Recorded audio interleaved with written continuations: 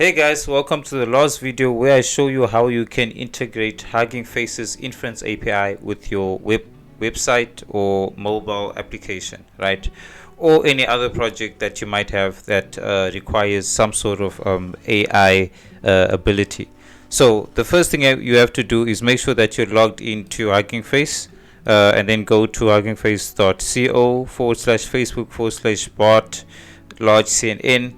Once you're on this page, click on Deploy Inference API. I already did the integration using Python, using JavaScript. Now I'm showing you how to do it using the call command. Make sure that your show API token is checked and you've selected the correct API token. So now I'll just copy all of this and I'll go to my terminal.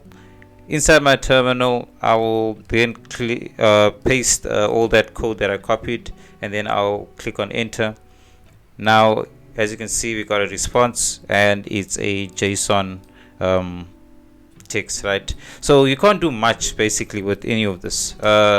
One other thing you can do is you can create a folder, and inside that folder you create a file called bash.sh. So this will contain your bash script, and then right on top you have your declaration. I think this is a declaration to where your bash is. They call it shkabang or something like that. I have no idea.